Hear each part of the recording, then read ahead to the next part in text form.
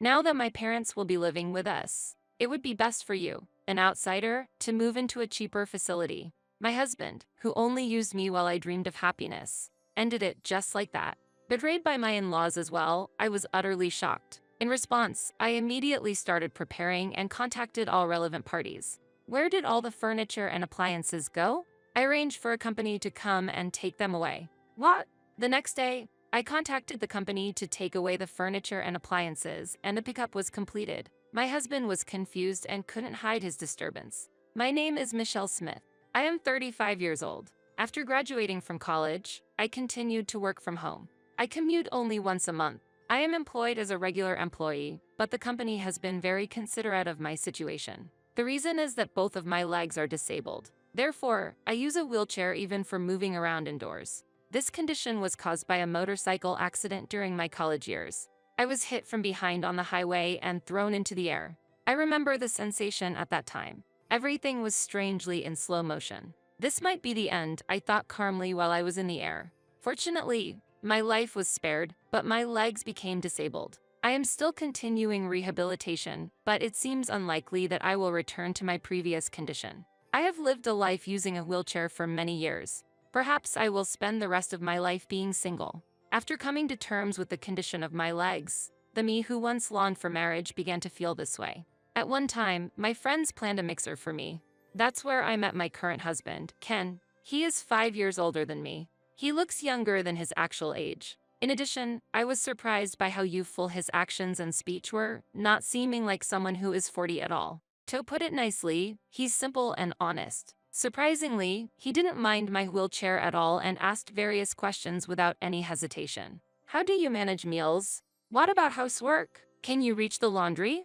What about work? Are you okay with using the toilet and bathing by yourself? While others were hesitant, Ken had no such reservations, and that was refreshing.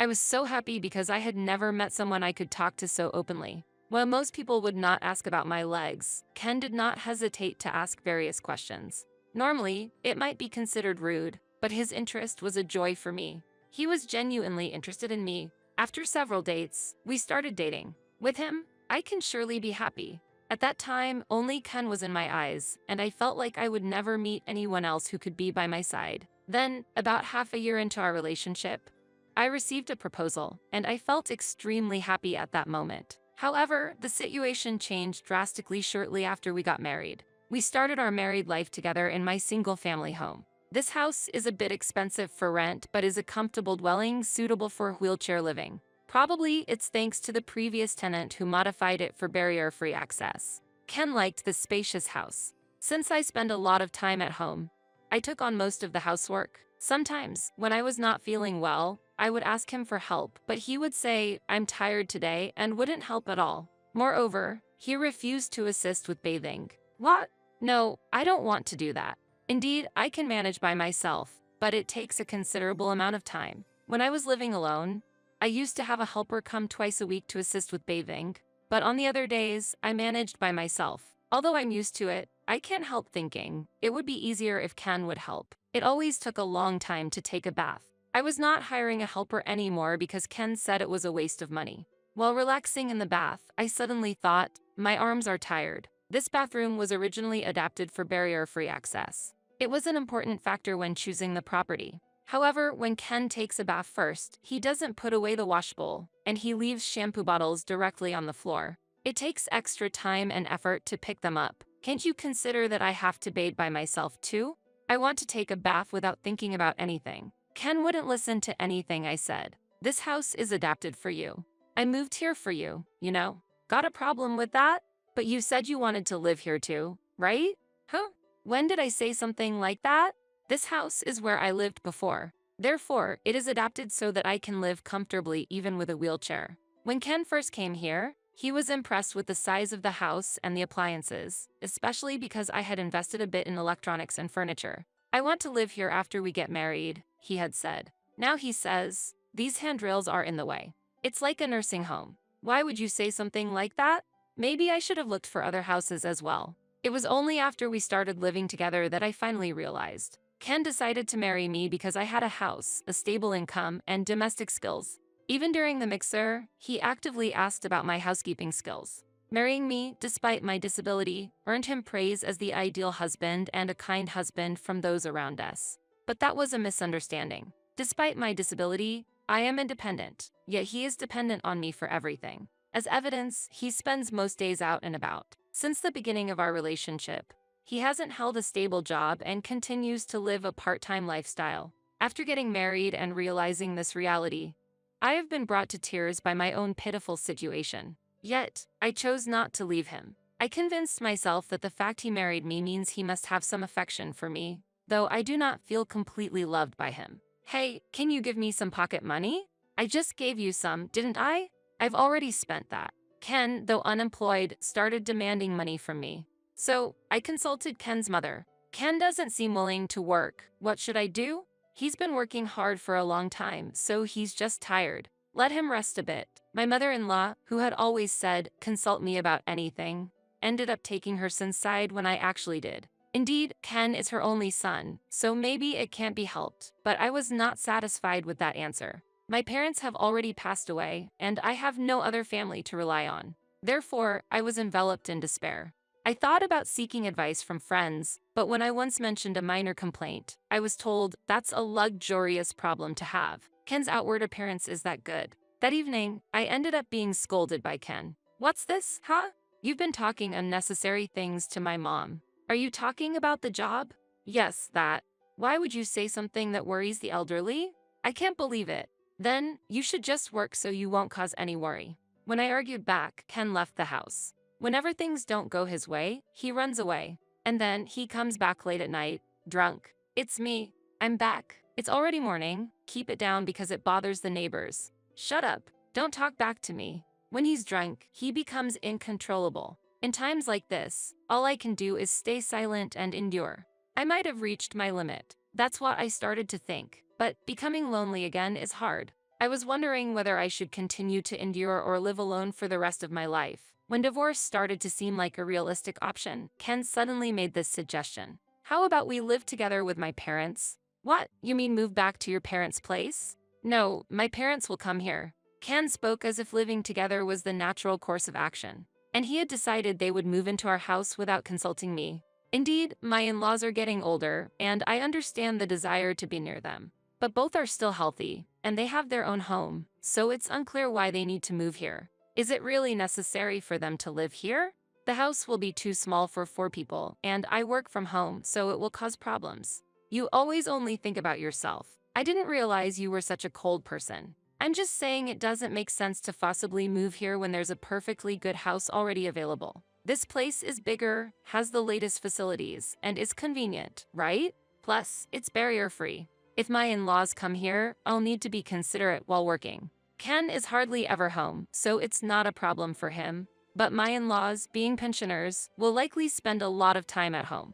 Additionally, it takes longer for me to do tasks like using the toilet or bathing compared to others, so living with restraints would be a significant mental and physical burden. Please give me some time to think. There's no time to wait. Hurry up. Ken said he couldn't wait, but without actually waiting, he brought his parents over for the weekend. It seemed that discussions about living together had been progressing in this household for some time. Hey, I've been thinking, what about you moving into a facility? Excuse me? I was shocked and couldn't believe what I heard. A facility as in for me to move into? Yeah, I think it's a good idea. It must be hard doing various things by yourself, right? In a facility, they'll take care of everything for you. Apparently, he was not just thinking about living together but also about kicking me out of the house. I'll come to check on you sometimes. I saw the reality clearly. If I don't confront this now, when will I? Honestly, what do you think of me? You're my wife, right? You're saying you'd send your wife you love to a facility? Hold on. When did I ever say I loved you? I felt my face getting hot. This man was just using me all along. I should have realized that long ago. The moment I realized it was time to put an end to everything, Ken uttered something unbelievable. Since this house will be lived in by my parents and me, you, an outsider, will be moving into a cheaper facility. What do you mean? When I looked to my in-laws for some form of rescue, they wore sarcastic smiles. Why are you laughing? Well, it's just funny. Sorry about that. They might have had their eyes on my house since even before we got married. Clearly, the situation was moving rapidly. I felt a strong need to get them out of the house. Please leave. What did you say? Please leave right now. Hey, why are you speaking to my parents like that? It seemed like I was seeing Ken's true colors. He was shouting at me with a face full of anger. If he cares so much about his parents, he should earn and build a house for them. Why try to take mine? Anger was boiling over in my head. Ken, calm down. She is just shocked by the sudden news. We just came for a preliminary look today. Yes, it's natural to check the house before moving in. It has become more livable than before, with more appliances. They came with the serious intention of taking my house. I tried to take a deep breath to calm down. As I inhaled oxygen, suddenly, a suspicion crossed my mind. How do they plan to make a living after I leave? My in-laws live on their pension, and Ken is employed on a non-regular basis. Currently, I pay for all the rent and daily expenses of this house. Who will pay the $2,000 living expenses? Do my in-laws think Ken earns enough for the rent and living expenses? Regardless of my concerns, my in-laws left the house contentedly. Ken also left with them. I'll be staying at my parents' house tonight. Wait, I want to talk. There's nothing to talk about. I, as the head of the household, have made my decision. My opinion won't change. I was left behind, stunned and bewildered, but I couldn't just sit still. Thinking I had to come up with a plan, I contacted an acquaintance who is a real estate agent. That night, Ken stayed at his parents' house and did not return. They were probably celebrating together.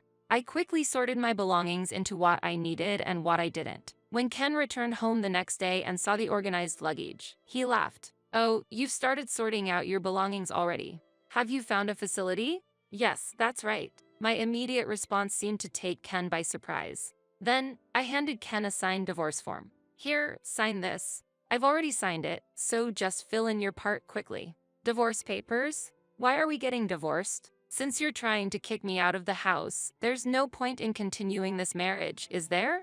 Ken looked utterly taken aback. Apparently, he hadn't anticipated a divorce proposal from me.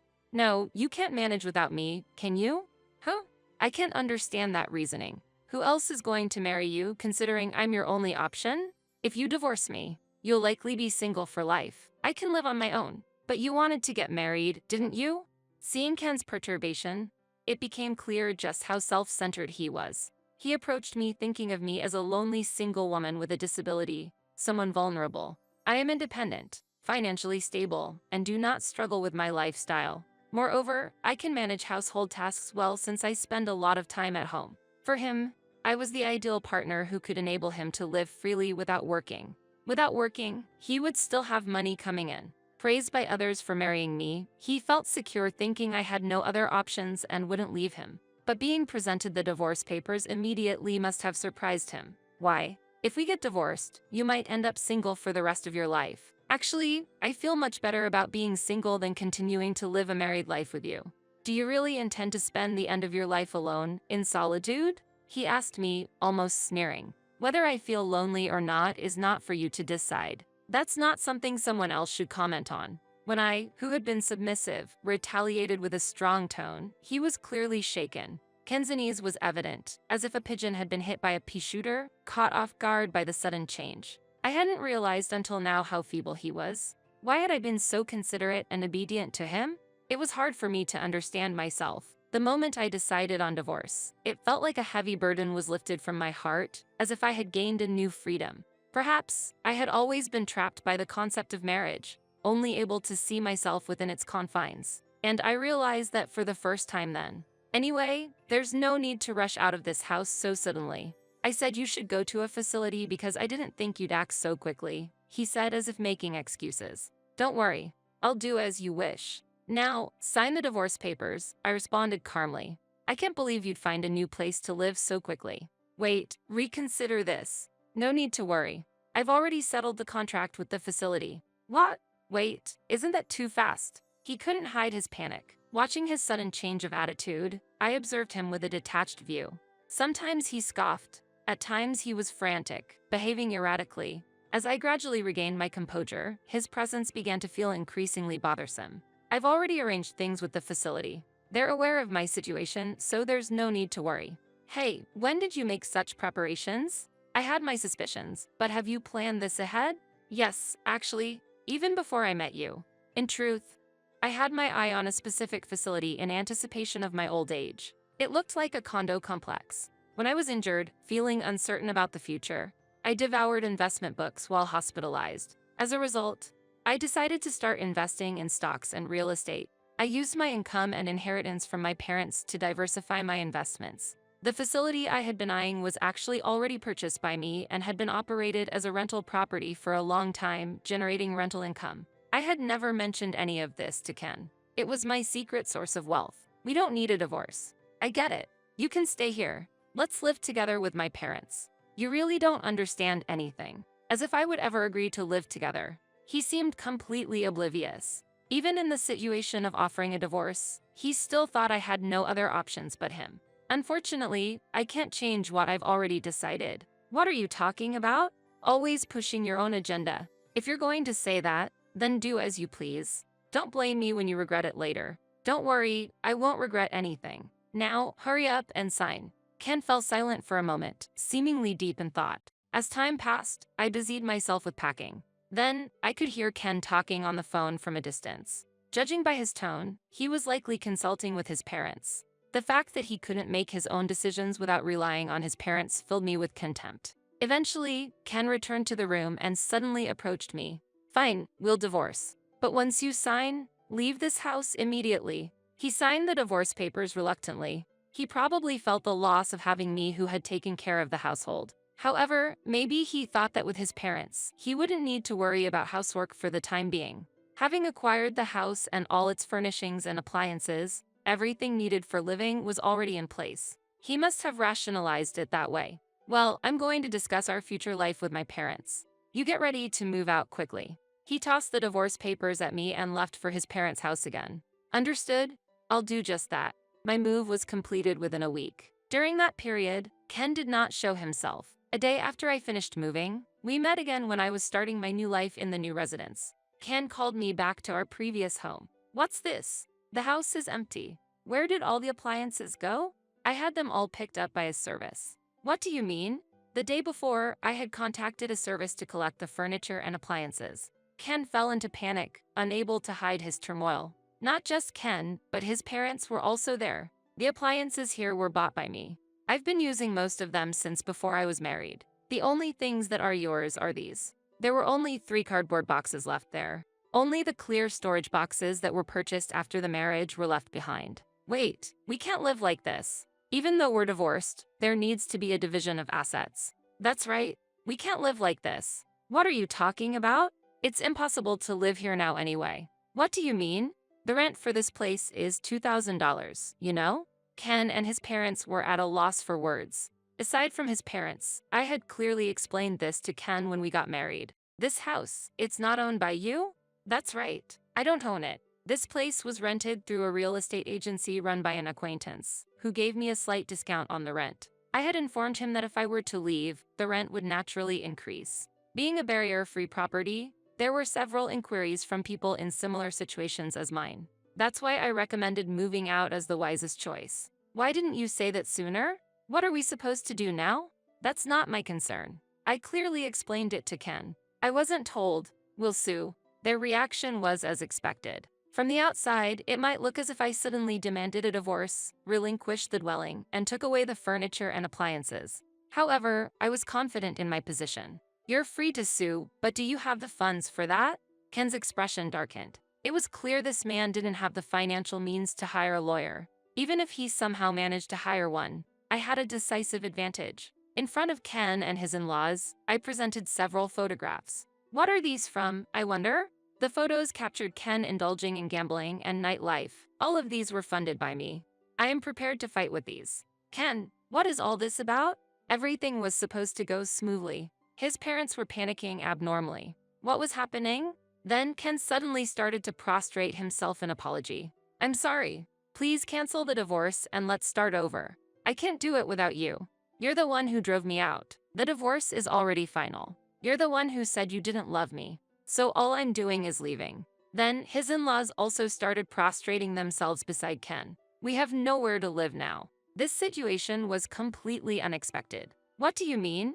Our house is going to be seized. A shocking fact was revealed. Ken's family home was in a situation where they had to vacate in a few weeks. They were actually bankrupt. The enormous debt accumulated by the father-in-law kept snowballing, and with just their pensions, repayment was impossible. I understood then why Ken, who used to receive an allowance from his parents during his bachelor days, considered marriage as a way out of this predicament. The reason why my mother-in-law was particularly kind before the marriage now made sense. Apologies now change nothing. We are strangers. There's nothing I can or will do for you. You don't care if we end up homeless? That's your responsibility. Can't you at least give us the furniture and appliances? You're not struggling for money. Are you planning to sell them? No, haha. Their intention was clear. I firmly stated that I had no intention of giving away any furniture or appliances. Don't say things like that. Please, help us somehow. It's too late for apologies now. Solve your own problems. We're asking for help because we can't solve them. To their persistent pleas, I stated if they couldn't pay the rent, they had no choice but to vacate. The property was leased under my name, and it was easy to get them out by terminating the contract. Evicting them went smoother than expected. Even with a name change, it would be impossible for the unemployed Ken to continue living there. This was confirmed with the real estate agent. I can afford the rent. Eventually, the termination of this property lease was decided. There's no longer any business of mine there, and with the divorce already finalized, everything ended then. After managing to evict them, I locked the door and saw their astonishment. What are we supposed to do now? I'm already prepared to move into the facility. Goodbye. Don't joke. That facility, surely you'll have no freedom there and it'll be the worst. Try your best in that terrible environment. Ken couldn't resist throwing a sarcastic remark my way before finally leaving. I ignored his words and left Ken and his parents behind. However, Ken wouldn't just let it be and visited the facility I had moved into a few days later. What is this about? Ken was lost for words at the sight of the facility I had chosen. Talks of a terrible environment were greatly exaggerated. This place is top-notch. The facility I chose is a luxury one, worth about $700,000. I acquired the facility with the money I had saved over the years and the funds I had grown through investments. As a tenant just moved out, I was able to start living here. The temporary income from selling some appliances also helped, leaving me financially comfortable. The facility offers services worth its price, with doctors and helpers always on site. The layout is a spacious 3 rooms, creating a comfortable environment even for families. Hence, many couples and families also reside there. Daily assisted bathing services are provided, and there's a system in place to call for a helper whenever needed. Originally intended as a place to spend the final chapter of my life, I'm satisfied with my choice now that I'm living here. I had no idea you were so wealthy. So what if I was? It's a nuisance for you to show up here. We're strangers now, so could you please leave? At this point, Ken suddenly started behaving in a coquettish manner towards me. It was truly unpleasant. Can't you let me live here, just me? What are you saying? That's absolutely impossible. We're divorced. Accept the reality. But let's remarry. Actually, I'm living in an internet cafe now. Pitiful, isn't it? Without an address, I can't find a job. Such a self-serving man. Always putting his own convenience first. It seems he quickly abandoned his parents as well. He's utterly self-centered. Why don't you take a look in the mirror? You're looking quite miserable right now. What? Even as an adult, you're still taking money from your parents, living off your marriage like a parasite. And now you're practically a beggar without a home? Pathetic. Ken's face rapidly turned red. Aren't you embarrassed to be begging your ex-wife like this? Look, everyone's watching. Residents on the balcony were looking our way. In fact, I had asked for this in advance in case my ex-husband comes visiting. For everyone to witness his pitiful state. I had anticipated that Ken would eventually come to me, either to console me, believing I'd be in a miserable state in the facility, or to seek assistance. The community was very supportive, intentionally giving Ken sympathetic looks. Their acting was so realistic and moving, almost deserving of an applause. Bathed in the gaze of onlookers, Ken seemed to realize how dishonorable his actions were. I won't ask any more. Leaving those words behind with a pale face, he left. This should prevent him from coming again. Later, I ran into my mother-in-law who was working as a cashier at a supermarket. It appears my father-in-law was doing cleaning work, and my mother-in-law was on register duty. Upon seeing me, my mother-in-law hurriedly hid her face and avoided me. She was being scolded by a younger female employee for her behavior. I heard Ken was introduced to a job by someone he met at the internet cafe, working in a tough environment for a very low wage. As for me, I frequently host home parties, enjoying my time with people in the facility. I've made friends with other wheelchair users and with such a community. I wish I had moved here sooner. I'm living a comfortable and happy life. After a long time, I've also been able to devote time to rehabilitation. Currently, I'm working towards being able to walk a bit on my own feet. I'm spending my days satisfied with both my work and personal life.